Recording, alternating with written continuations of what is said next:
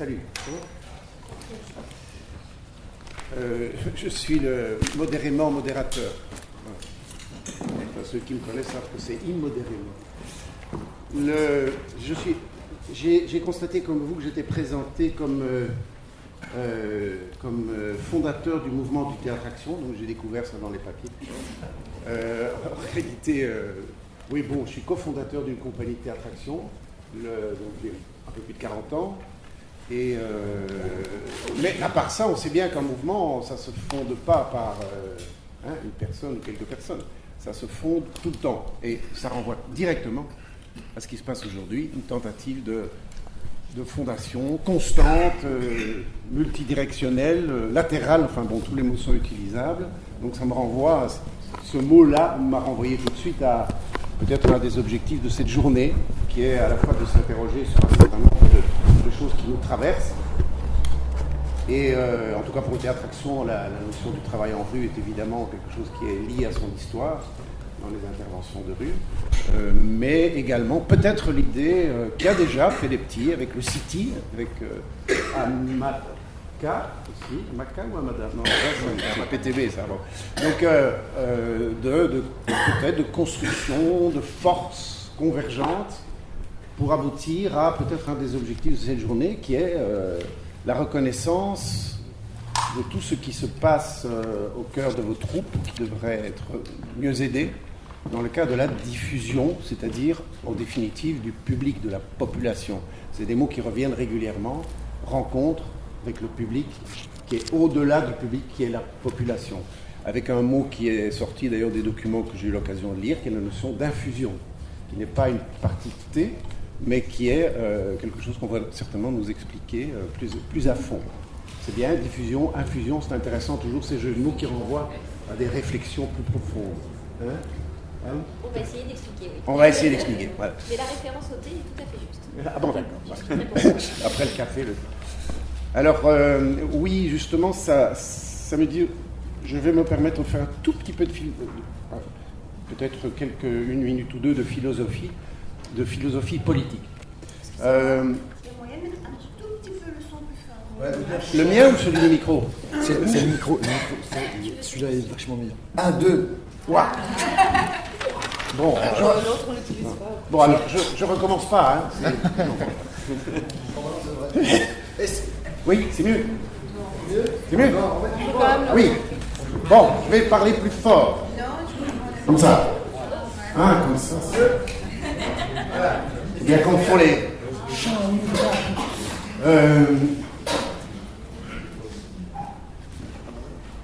Théâtre itinérant, art nomade, art en mouvement, baladeur. Baladeur, c'est les baladeurs du miroir. Il y a 3 ans et 40 jours à peu près, les arts en déplacement alternatifs, les caravanes, les théâtres en rond, les arts du voyage, de la rue, forain, cirque, ambulant, j'ai déjà dit? Non, pas encore, ambulant. Vagabond, miroir. On n'a pas encore dit transhumance, enfin je vous le propose. Alors, ce qui est très difficile dans la définition de forces qui s'assemblent pour essayer de trouver des solutions à des problèmes partagés par tous en termes de diffusion, de ressources, pour assurer de la permanence là où il y a de l'éphémère, c'est de trouver des mots qui, effectivement, disent les choses, non pas de manière uniforme, mais qui reflètent en même temps la diversité. Et on sait que l'objectif de tel rassemblement, de telle rencontre, c'est notamment de pouvoir revendiquer des moyens d'existence. Donc, d'aller vers le pouvoir. Là où se trouve l'argent récolté, c'est l'argent du peuple qui revient au peuple. Bien, à la population. Très bien. Il y a toujours un danger, c'est de définir par cet aboutissement-là.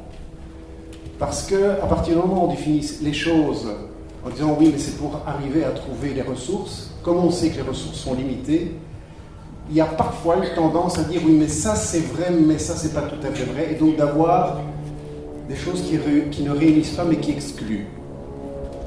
Il y a une tendance comme celle-là à trouver des critères qui font plus ou moins des critères qui traversent les différentes aventures, les différentes expériences, mais qui en définitive en excluent quasiment autant. Il ne faut pas faire ça. Dans le théâtre action, nous nous sommes battus énormément pour que toutes les diversités se reconnaissent au départ par les objectifs qu'ils visent, par les enjeux qu'ils visent. Et si je puis me permettre de terminer cet instant de philosophie politique, non, essayons de ne pas tomber dans le piège de ce qui serait juste, pas juste, insuffisant, etc. Essayons de trouver, cette journée-ci, ce qui effectivement devrait répondre à la question de base, le nouveau souffle dans la diffusion, et donc les nouvelles manières ou des manières supplémentaires de trouver la place de cette diffusion. Beaucoup ont abordé, j'ai lu les textes déjà, ont abordé cette question de manière extrêmement concrète, de réflexion sur la notion de festival, de la notion sur la permanence dans des territoires aussi.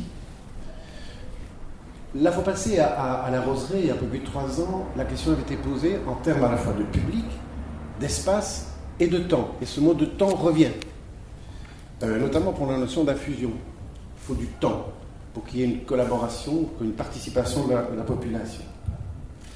Donc, voilà, je termine cette petite annonce philosophique. Soyons très, très ouverts, très larges et évitons des critères et nous excluant mutuellement. Alors aujourd'hui, je vais donc tenter, surtout de mesurer, de regarder la montre aussi, je serai un peu là pour ça, et de présenter les uns les autres, ce que je vais faire tout de suite. Alors il y a d'abord le City, qui sera présent ici dans la première partie de notre réunion. Il y aura des ateliers, vous avez vu ça dans le programme. France Ébrard pour les arts nomades, François Colombo, président du City. Tous les deux d'ailleurs font partie du City. Donc je pense que c'est quelque chose que vous allez tout de suite présenter dans votre présentation personnelle. Je vous donne la parole. Bonjour à tous. Donc je vais laisser François, président du City, la définition du City. Moi ce que je vais juste vous donner maintenant, c'est le contexte de cette rencontre. Donc simplement 3 compagnies du City, donc c'est ça qui les rassemblait, se sont vues cet été à Avignon, donc avec Robin de la compagnie Pile Versa et Raphaël de la compagnie Théâtre des Chemins. Et on s'est dit, on a envie de se rassembler, d'organiser une rencontre, ou comment tout ça. Et voilà, suite à ça, j'ai été trouver Alain Pignon, Alain du Centre des Arts de la Rue, à qui j'ai proposé donc, notre installation. Et pour nous, ce qui nous a permis aussi, j'insiste, en dehors du Festival des Sortilèges, de profiter également du public apporté par le festival. Donc on est venu se coller à quelque chose qui existait déjà. Donc je pense à la réussite en termes de public et d'infusion de ce week-end. Pour le City, je vais laisser François faire sa définition.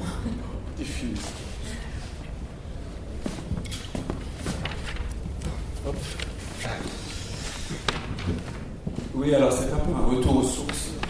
Il y a un peu d'émotion à revenir en Belgique, tout simplement parce qu'il y a 10 ans, un certain nombre de compagnies belges, suisses, canadiennes et françaises sont montées à Bruxelles, à la Roseraie justement, pour fonder le City. C'était en 2002, suite aux initiatives d'un certain nombre de compagnies historiques qui effectivement ont défendu l'itinérance en France et ailleurs, autour notamment du football. Et donc en 2002, en avril 2002, création du City à la Roseraie. Donc, voilà. Et puis 10 ans plus tard, nous revenons en Belgique pour ouvrir une nouvelle page de notre histoire. Et donc je veux considérer ça comme autre chose qu'un hasard. Voilà.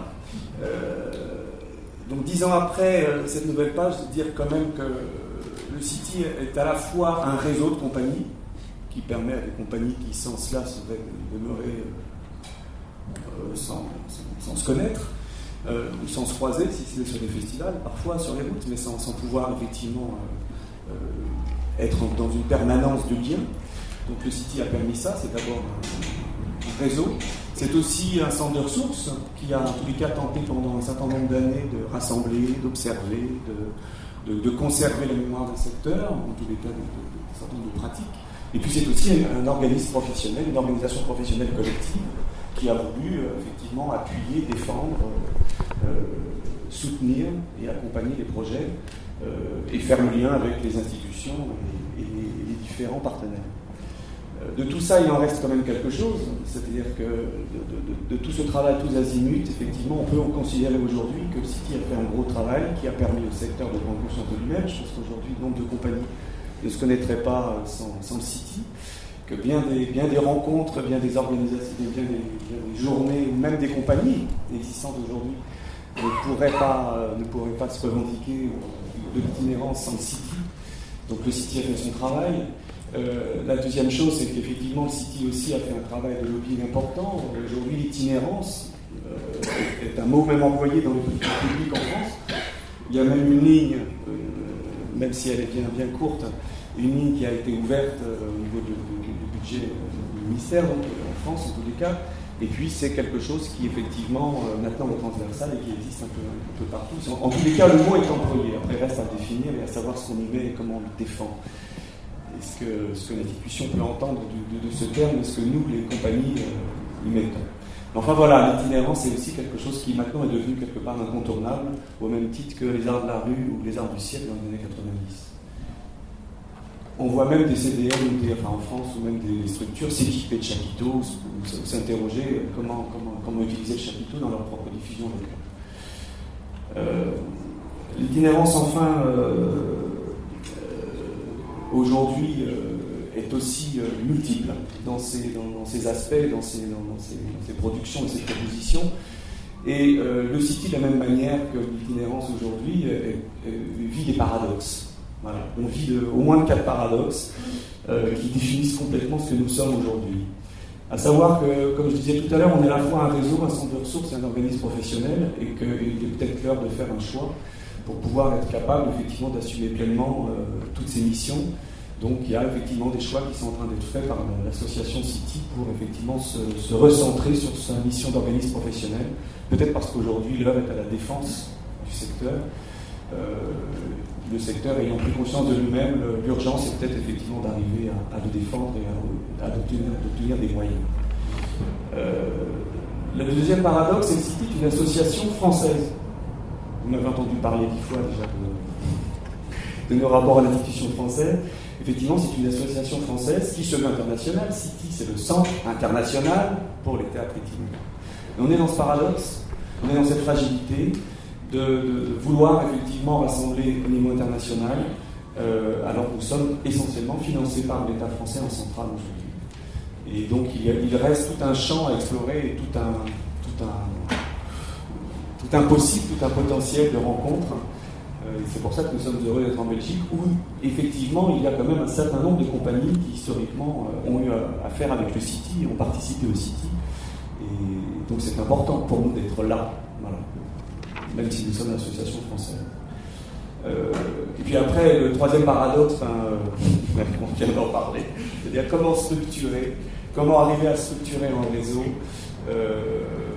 du nomade, de l'éphémère, du non permanent, même si cette pratique qui nous vient de loin et qui est très solide, de par ses valeurs, de par très pragmatique surtout, de par sa manière de mettre en œuvre la diffusion des œuvres, même si cette pratique effectivement est très concrète, il n'empêche que c'est très très compliqué d'arriver à structurer ce réseau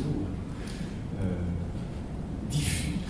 Voilà. Donc c'est un vrai enjeu aujourd'hui pour le City et pour toute l'itinérance que d'arriver à trouver les moyens de se structurer et d'être lisible, en interne comme en externe. Enfin, le dernier paradoxe,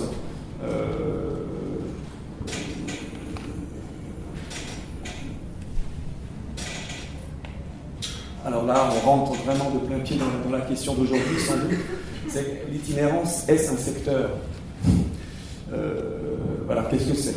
Voilà. qu'est-ce qu'on rassemble quand on parle d'itinérance? Alors c'est vrai que le cirque, la rue correspondent peut-être à des pratiques qui sont plus sur des lignes sectorielles.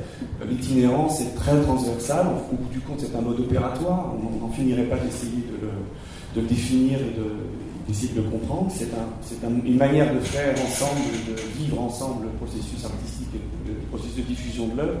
Et donc dans ce sens-là, effectivement, on ne peut pas parler réellement d'un secteur. Il est très transversal. Aujourd'hui, City a même rassemblé des danseurs, des gens de théâtre, des gens à la limite du cirque ou à la frange du cirque. Donc, voilà. L'itinérance, oui. Je n'ai très bien compris. Vous dites que le cirque est sectoriel et l'itinérant, je n'ai pas bien compris. On va sans doute en parler toute la journée, mais c'est vrai que l'itinérance se définit par plutôt une manière d'interroger la frontière entre administrative, la frontière géographique, la frontière entre le public et les artistes, la frontière même entre les arts. Et donc, c'est pas forcément une simple manière de diffuser ou une esthétique. L'itinérance recouvre des esthétiques qui n'ont rien à voir, des arts qui sont très très très différents les uns des autres, mais qui se retrouvent sur un mode opératoire, une approche du territoire et du public très spécifique, très particulier, qui se réfère à des valeurs profondes, qui se réfère à des modes de faire ensemble, à des modes d'interroger les frontières. On dit ça comme ça, c'est une manière de le dire. Mais voilà. Et donc c'est en ça que ça dépasse complètement la question du secteur, et ça interroge forcément la frontière aussi de l'institution qui, elle, pose des catégories et qui dit, mais alors vous êtes d'où? On est ici d'ailleurs, on est nulle part, on est à travers.